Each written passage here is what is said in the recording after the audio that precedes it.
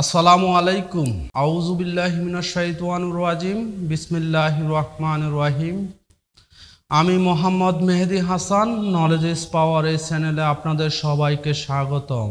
আমাদের আজকের আলোচ্য বিষয় বাংলাদেশ বিষয়াবলী। বাংলাদেশ বিষয়াবলী আমাদের কেন জানা প্রয়োজন? বাংলাদেশের নাগরিক হিসেবে আমাদের বাংলাদেশ সম্পর্কে জানা অত্যন্ত গুরুত্বপূর্ণ এবং প্রয়োজনীয় বিষয়।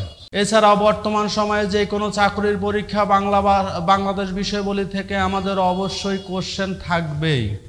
বাংলাদেশ বিষয়াবলীর আলোচনা শুরুতে আমরা বাংলা ভাষার উদ্ভবের ইতিহাস এবং বাঙালি জাতির উদ্ভবের ইতিহাস দিয়ে আমরা শুরু করব ইনশাআল্লাহ। বাঙালি জাতির উৎপত্তি। সমগ্র বাঙালি জাতিকে দুটি ভাগে ভাগ করা হয়েছে, এক আর্য আর অনার্য জাতি। অনার্য জাতিগোষ্ঠীর মধ্যে হচ্ছে নেগ্রিডো, অস্টিক, দ্রাবিড়, মঙ্গোলীয় ও বোটসিনীয়, এই চারটি ভাগে ভাগ করা হয়েছে। নিগ্রোদের মতো দেহযুক্ত এক প্রাচীন জাতি এদেশে বসবাস করত। এরাই সাঁওতাল, মুন্ডা প্রভৃতি উপজাতির পূর্বপুরুষ হিসাবে পরিচিত। অস্টিক জাতি থেকে বাঙালি জাতির প্রধান অংশ গড়ে উঠেছিল বলে মনে করা হয়। কেউ কেউ তাদেরকে নিষাদ জাতি হিসাবেও পরিচিত। আজ থেকে প্রায় 5000 বছর পূর্বে ইন্দ্র চীন হয়ে আসাম হয়ে বাংলায় প্রবেশ করে অস্টিক জাতি নিগ্রিডোদেরকে উৎখাত করে। অস্টিক জাতির সমসাময়িককালে বা তার কিছু পরে দ্রাবিড় জাতি এদেশে আসে এবং সভ্যতায় উন্নতর বলে তারা অস্টিক জাতিকে গ্রাস করে। অস্টিক জাতি এবং দ্রাবিড় জাতির যে সমপ্রবাহ চলছিল তার সাথে মঙ্গোলীয় বা বোটসিনীয় জাতি যুক্ত হয়। বাংলাদেশ আর্যকরণের পরে এদের আগমন ঘটেছিল বলে বাঙালি জাতির সাথে এদের মিশ্রণ উল্লেখযোগ্যভাবে আমরা লক্ষ্য করি না।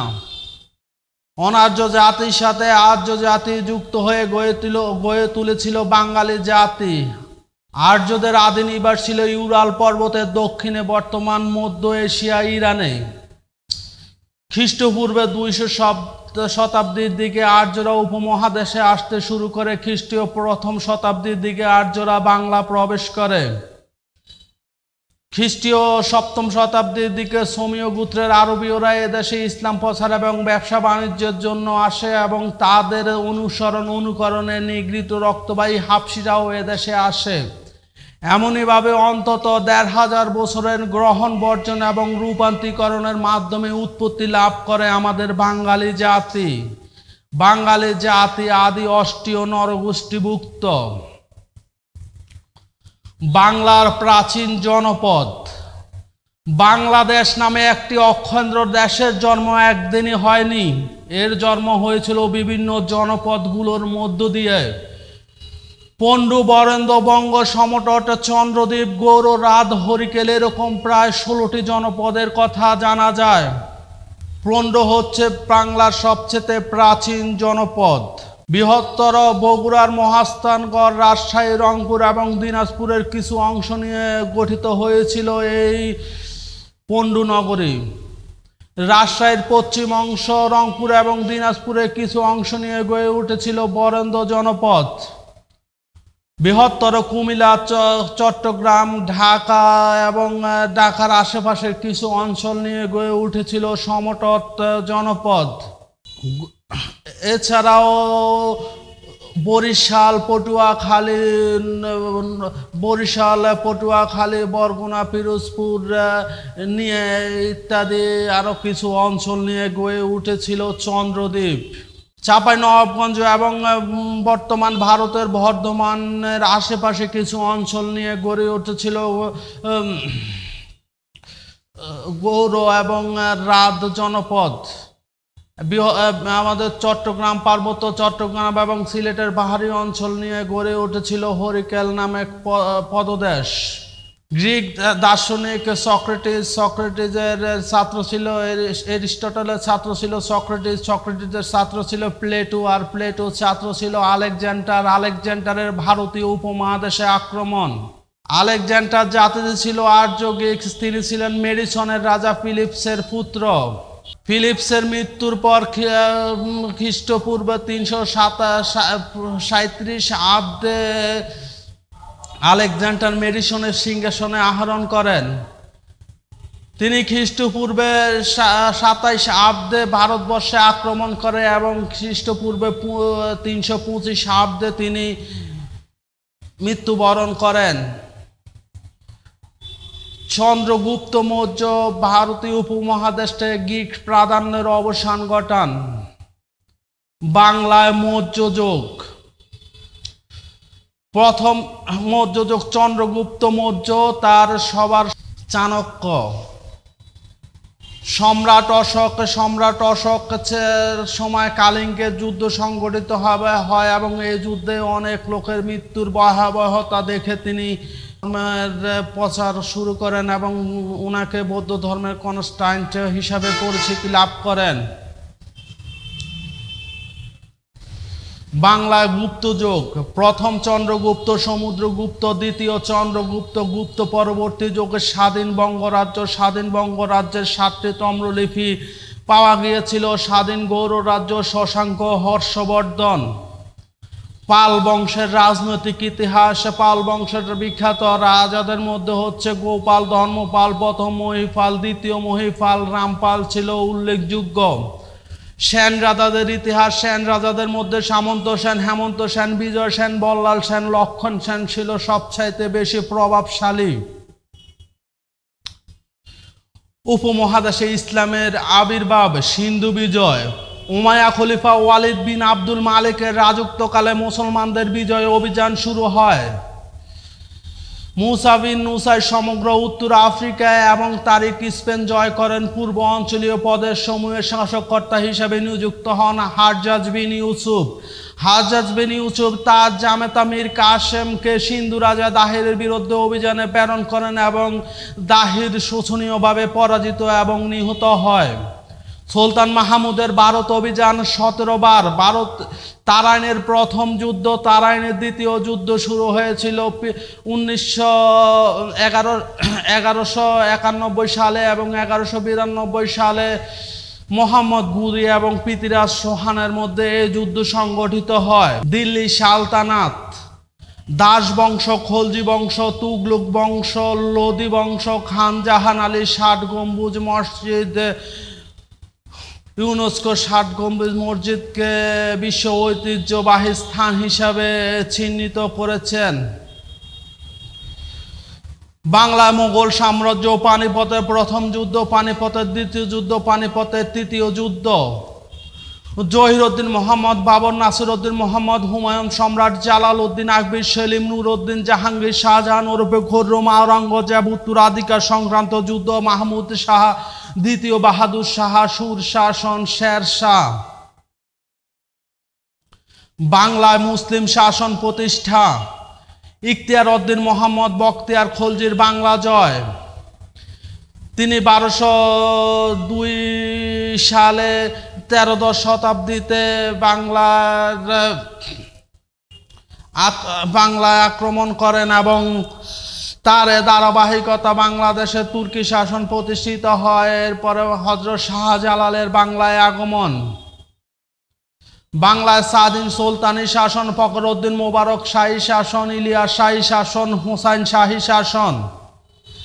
বিভিন্ন পরিবাহকের বাংলায় আগমন। পরিবাহক বলতে আমরা বুঝি পর্যটক। মাগাস্তিনেস, পাহিয়ান, হিউয়ান চাং, ইবনে বতুতা, মাহুয়ান ছিলেন তাদের মধ্যে অন্যতম। 12 ভূঁইয়াদের ইতিহাস। সাধারণত বাটি অঞ্চলের জমিদারকে 12 ভূঁইয়া নামে পরিচিত। এখানে 12 শব্দটি দ্বারা অসংখ্য সংখ্যক জমিদারকে বোঝানো হয়েছে। বাংলায় সুবেদারি শাসন। ইসলাম খান, মীর কাসেম, যুবরাজ শাহ সুজা, শায়েস্তা খান। বাংলার রাজধানী ঢাকা। 1610 সালে বা 1660 সালে, 1905 সালে, 1947 সালে এবং সর্বশেষে বাংলাদেশের রাজধানী ঢাকা 1971 সালে প্রতিষ্ঠিত হয়। বাংলায় নবাবী শাসন। নবাব মুর্শিদ কুলি খান, নবাব আলীবর্দী খান, নবাব সিরাজউদ্দৌলা অন্ধকূপ হত্যা, ইংরেজদের বিরুদ্ধে অভিযান, মীর কাসেম বক্সারের যুদ্ধ, উপমহাদেশে ও বাংলাদেশে ইউরোপীদের আগমন, পর্তুগিজদের আগমন, ওলন্দাজদের আগমন, ডেনমার্কদের আগমন, ইংরেজদের আগমন, ফরাসিদের আগমন, উপমহাদেশে ইংরেজ শাসন, এলাহাবাদ চুক্তি, দ্বৈত শাসন, ৭৬-এর মতান্তর নিয়ামক আইন, ১২ শাসন আইন, গভর্নরের শাসন, Warren Hastings, lord Cornwallis, lord Wellesley, governor জেনারেলের শাসন, lord William Bentinck, lord Dalhousie, governor general ও ভাইসরয়ের শাসন, lord William lord Canning, lord Mayo, lord Ripon, lord Curzon, lord Hardinge, lord Chelmsford, lord Mountbatten ছিল তাদের মধ্যে অন্যতম।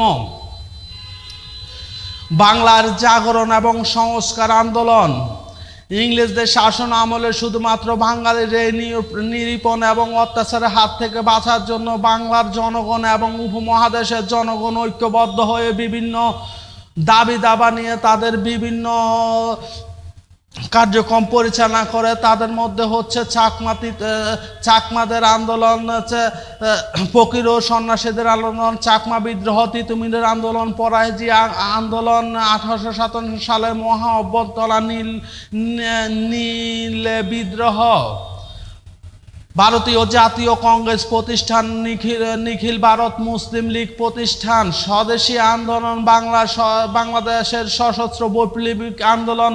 তাদের মধ্যে ছিল ক্ষুদিরাম মাস্টার, যা সূর্য সেন, প্রীতিলতা ওয়াদ্দেদার অন্যতম, রাওলাট আইন ও জালিয়ানওয়ালাবাগের হত্যাকাণ্ড, খেলাফত আন্দোলন ও সহযোগ আন্দোলন,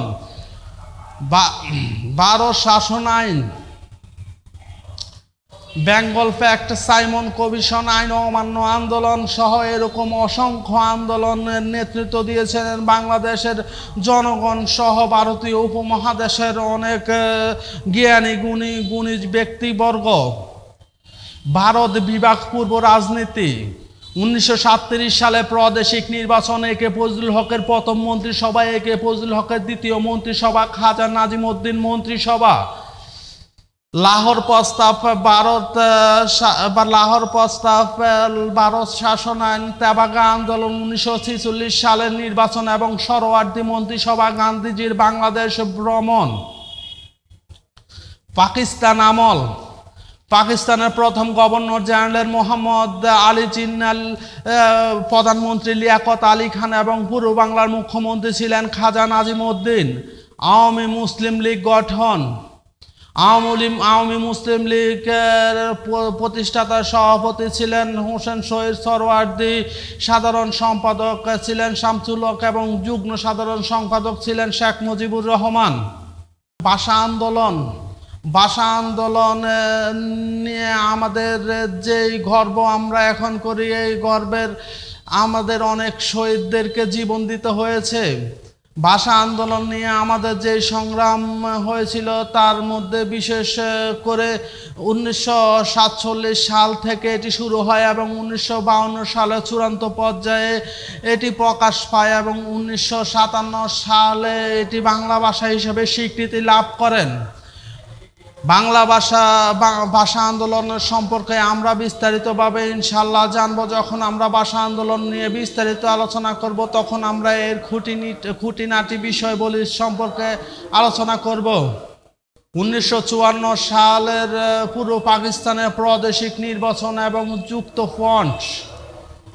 যুক্তফ্রন্টের সরকার বেশি দিন ক্ষমতায় থাকতে পারেনি, মাত্র সম্ভবত 65 দিনের মতো তারা ক্ষমতায় ছিল।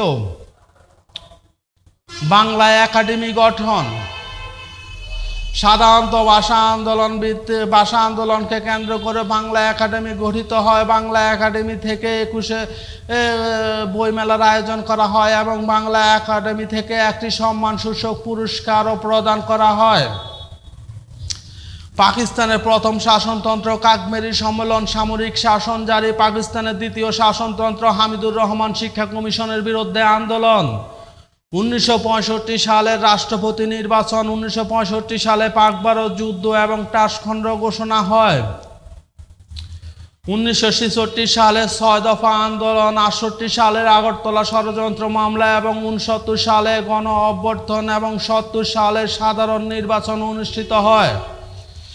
সাধারণ নির্বাচনে বাঙালি জাতি পূর্ব পাকিস্তান সংখ্যালঘুভাবে নির্বাচিত হওয়ার পরও তাদেরকে ক্ষমতা হস্তান্তর না করার কারণে অসহযোগ আন্দোলন শুরু হয় এবং 7 মার্চের ঐতিহাসিক ভাষণের মাধ্যমে মুক্তিযুদ্ধের সূচনার প্রেক্ষাপট উন্মোচিত হয়।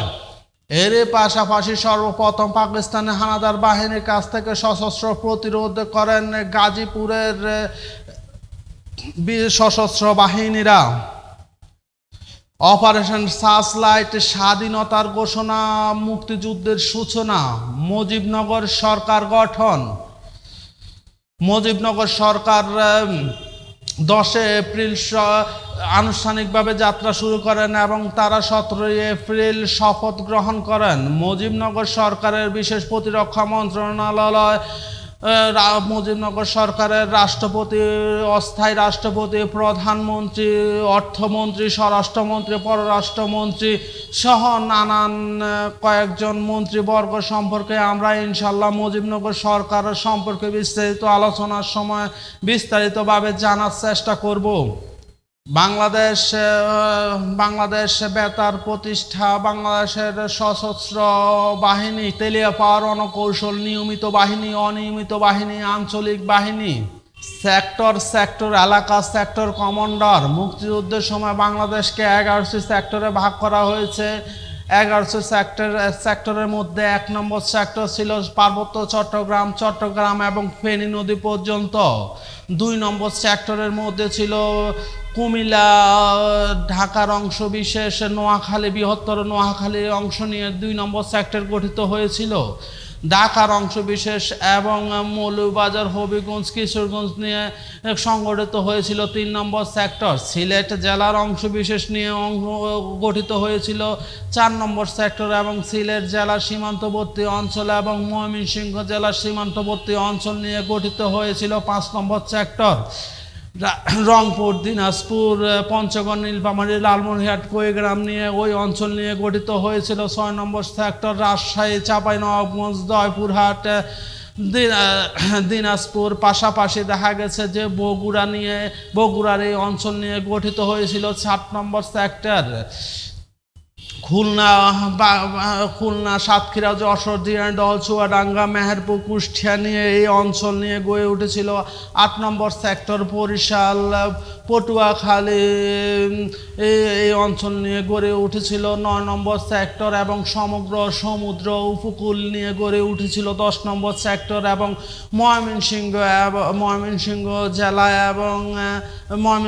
জেলা মূল জেলা নিয়ে গড়ে উঠেছিল 11 নম্বর সেক্টর।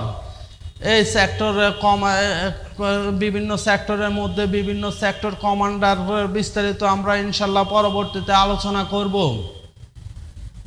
ব্রিগেড ফোর্স, মুক্তিযুদ্ধের সম্মানসূচক খেতাব, বীর শ্রেষ্ঠ, বীর উত্তম, বীর বিক্রম, বীর প্রতীক, 7 জন বীর শ্রেষ্ঠের পরিচয়: Munshi Abdul Rauf, captain Mohiuddin Jahangir, flight lieutenant Matiur Rahman, Hamidur Rahman, Moinuddin Jahangir, squadron, Ruhul Amin. এদের অবদান ছিল বাংলাদেশের মুক্তিযুদ্ধের মধ্যে সবচাইতে বেশি এবং সবচাইতে বেশি স্বীকৃতি লাভ করেন। এছাড়াও নারীদের মধ্যেও অনেকে মুক্তিযুদ্ধে অংশগ্রহণ করেন, তাছাড়াও বিদেশিদের মধ্যে মুক্তিযুদ্ধে অংশগ্রহণ করেন। পাশাপাশি শিশু কিশোর থেকে শুরু করে সর্ব স্তরের জনগণে মুক্তিযুদ্ধে তাদেরও অনেক অবদানের প্রেক্ষিতে তাদের রক্তের বিনিময়ে, মা বোনের ইজ্জতের বিনিময়ে আমরা আমাদের এই স্বাধীনতা অর্জন করে মুক্তিযুদ্ধের বিরোধী শক্তির তৎপরতা এবং ভূমিকা, কতিপয় দালাল, রাজাকার, আলবদর, আল শামস, ডক্টর মালিক, মন্ত্রিসভার বিভিন্ন ব্যক্তিবর্গ বিভিন্নভাবে মুক্তিযুদ্ধকে প্রতিহত করার জন্য নানান পদক্ষেপ গ্রহণ করেছিলেন। মুক্তিযুদ্ধের বৃহৎ শক্তির তৎপরতা এবং ভূমিকা: মুক্তিযুদ্ধের সময় ভারত বাংলাদেশের পক্ষে সশস্ত্রভাবে সহযোগিতা করেছিল। এছাড়াও রাশিয়া জাতিসংঘের মধ্যে বাংলাদেশের যুদ্ধবিরতি নিয়ে ভেটো প্রদান করেছিল।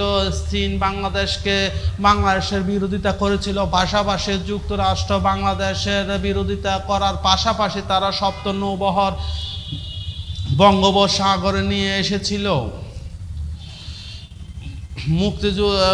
মুক্তি concert for Bangladesh, Bob Dylan, বহির্বিশ্বে বাংলাদেশ সরকারের মিশন, গণমাধ্যমের ভূমিকা। গণমাধ্যম বাংলাদেশের মুক্তিযুদ্ধের সময় যথেষ্ট সক্রিয় ছিল, যদিও বাংলাদেশের ভিতরের যাবতীয় কার্যক্রম আমরা সঠিকভাবে ওই সময়ে কোনো জনগণের সঠিকভাবে সেটা পায়নি।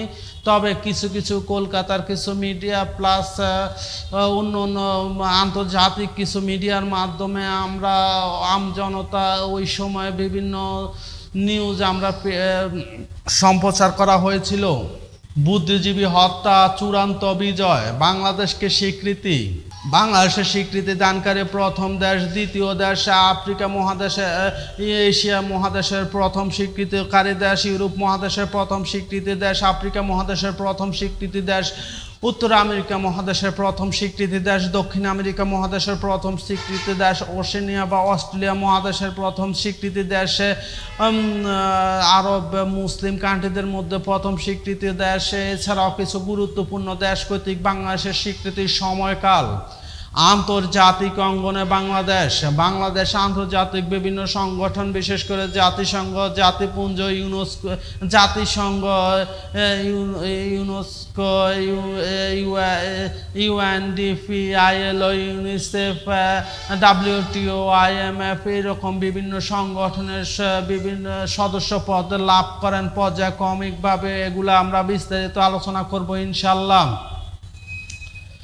বাংলাদেশের প্রথম রাষ্ট্রীয় অতিথি, ভারতীয় মিত্রবাহিনী ফেরত যাওয়া, ভারত বাংলাদেশ মৈত্রী চুক্তি, 15ই আগস্টের নির্মম হত্যাকাণ্ড, জেলখানার পৈশাচিক হত্যাকাণ্ড, সেনা শাসন আমল, বাংলাদেশ জাতীয়তাবাদী দল বিএনপির গঠন, 1990-এর গণ অভ্যুত্থান এবং গণতন্ত্রের পুনঃযাত্রা, 71-এর ঘাতক দালাল নির্মূল কমিটি, বেগম খালেদা জিয়ার ক্ষমতা গ্রহণ, বেগম শেখ হাসিনার ক্ষমতা গ্রহণ, 24-এর গণ আন্দোলন, ডক্টর ইউনূসের ক্ষমতা গ্রহণ।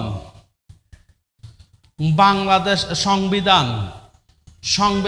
পৃথিবীর সবচেয়ে বড় সংবিধান হচ্ছেন ভারতের এবং সবচেয়ে ছোট সংবিধান হচ্ছেন যুক্তরাজ্যর। সংবিধান বিভিন্ন প্রকার হয়ে থাকে, লিখিত সংবিধান, অলিখিত সংবিধান, সুপরিবর্তিত সংবিধান, দুষ্পরিবর্তিত সংবিধান। বাংলাদেশের সংবিধান রচনার ইতিহাস। বাংলাদেশের সংবিধান প্রস্তাবনা দিয়ে শুরু আর 7টি তফসিল দিয়ে শেষ হয়েছে। এতে 11টি অধ্যায় বা ভাগ রয়েছে এবং 153টি অনুচ্ছেদ রয়েছে। বাংলাদেশের সংবিধানের 11টি অধ্যায় বা চ্যাপ্টার বা ভাগ। প্রথম, প্রজাতন্ত্র, রাষ্ট্র পরিচালনার মূলনীতি, জীবন ধারণের মৌলিক অধিকার, নির্বাহী বিভাগ, আইনসভা, বিচার বিভাগ, নির্বাচন, হিসাব নিরীক্ষক ও নিয়ন্ত্রক, বাংলাদেশ কর্ম বিভাগ, সংবিধান সংশোধনী এবং বিবিধ। এছাড়া প্রত্যেকটি অধ্যায়কে কয়েকটি পরিচ্ছেদে ভাগ করা হয়েছে এবং সর্বমোট 153টি অনুচ্ছেদের মাধ্যমে বাংলাদেশের সংবিধানের পূর্ণতা লাভ করেছিল। বাংলাদেশের সাংবিধানিক প্রতিষ্ঠানসমূহ, বাংলাদেশের সাংবিধানিক পদমানক্রম, বাংলাদেশের সংবিধানে বিভিন্ন ব্যক্তির যিনি শপথ গ্রহণ করবেন এবং যিনি শপথ পাঠ করবেন, এই সকল বিভিন্ন বিধিমালা পর্যায়ক্রমেভাবে আলোচনা করা হয়েছে। ইনশাআল্লাহ আমরা বাংলাদেশ সংবিধান নিয়ে আলাদা একটি ক্লাসে বিস্তারিতভাবে আলোচনা করব। সংবিধান সংশোধনীয়, এ পর্যন্ত 16টি সংবিধান সংশোধনীয় হয়েছে। তার মধ্যে সুপ্রিম কোর্ট কর্তৃক 4টি সংবিধান অবৈধভাবে ঘোষণা করা হয়েছে। এর মধ্যে হচ্ছে তত্ত্বাবধায়ক সরকারের বাতিল, এছাড়াও হচ্ছে জিয়াউর রহমানের শাসনের বৈধতা এবং হোসেন শহীদ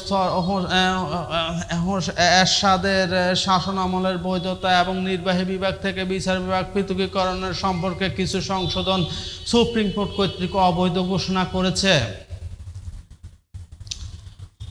বাংলাদেশের জাতীয় বিষয়াবলী, বাংলাদেশের জাতীয় পতাকা, বাংলাদেশের জাতীয় প্রতীক, বাংলাদেশ সরকারের বাংলাদেশ সরকারের লঘু, বাংলাদেশের জাতীয় সংসদ ভবন, বাংলাদেশের জাতীয় স্মৃতিসৌধ, বাংলাদেশের জাতীয় কবি, বাংলাদেশের রণসঙ্গীত, বাংলাদেশের ক্রীড়া সঙ্গীত, এছাড়াও বাংলাদেশের জাতীয় পশু পাখি, ফুল ও বৃক্ষ, বন, মসজিদ, মাদ্রাসা, গ্রন্থাগার, খেলা, এগুলা নিয়ে বিস্তারিত আমরা আলোচনা করব ইনশাল্লাহ।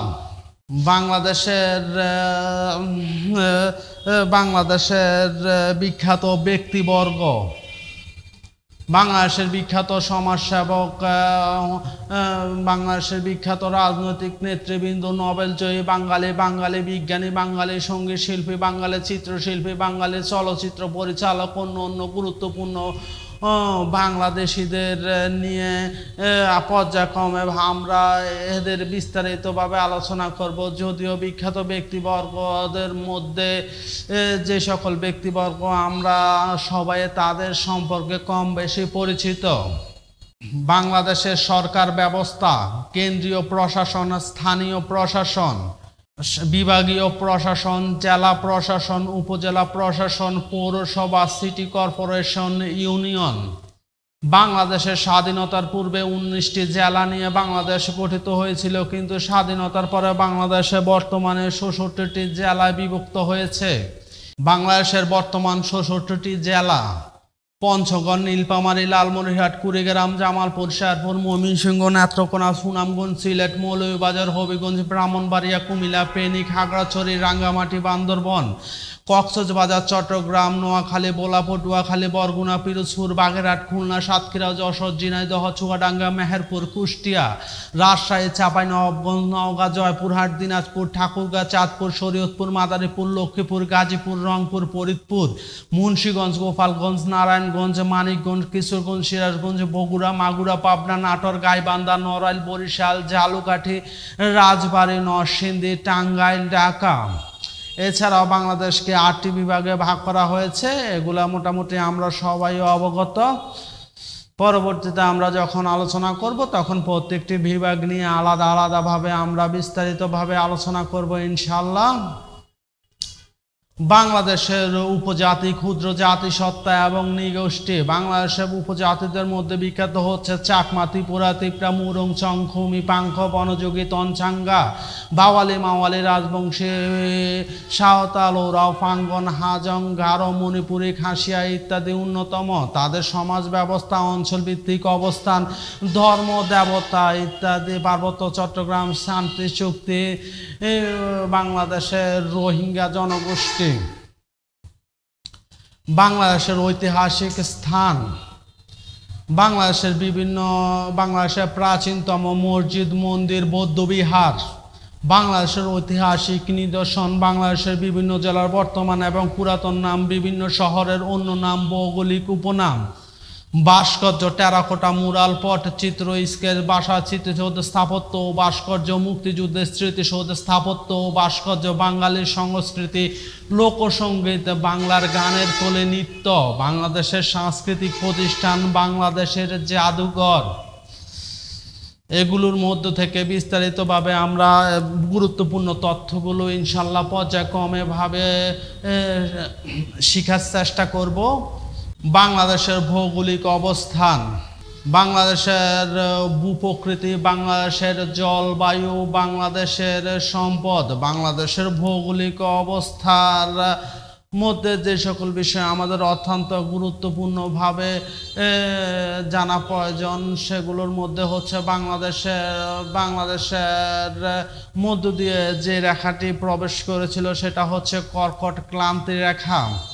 এছাড়াও বাংলাদেশের 23 ডিগ্রি থেকে 26 ডিগ্রি অক্ষাংশ এবং 88 থেকে 92 ডিগ্রি দ্রাঘিমা রেখার মধ্যে অবস্থিত। বাংলাদেশের বর্তমান আয়তন 1,47,570 বর্গ কিলোমিটার।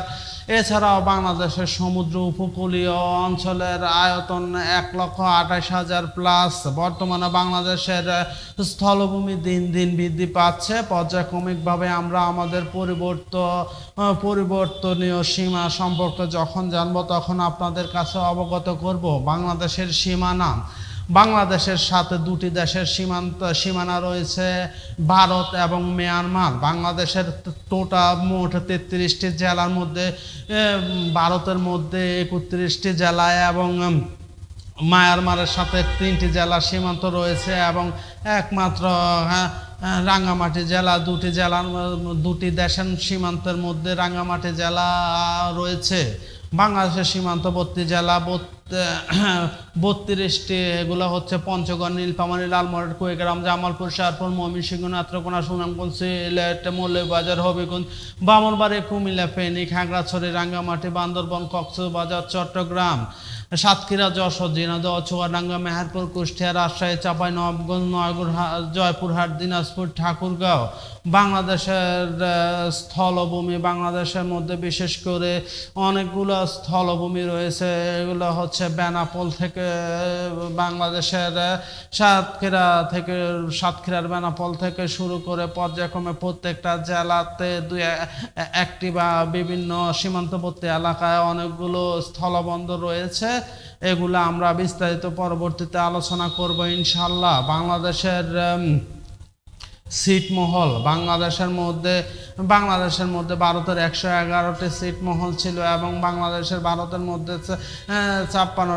51টি ছিটমহল ছিল। এই ছিটমহলগুলো 2012 সালে বিনিময় হয়। দাহরপাড়া অঙ্গগ্রাম ছিটমহল ছিল এদের মধ্যে একটি বিখ্যাত ছিটমহল। বাংলাদেশের সর্ব উত্তর, দক্ষিণ, পূর্ব, পশ্চিমের জেলা উপজেলা স্থান, বাংলাদেশের কৌণিক জেলা উপজেলা স্থান, বাংলাদেশের ভৌগোলিক অবস্থান,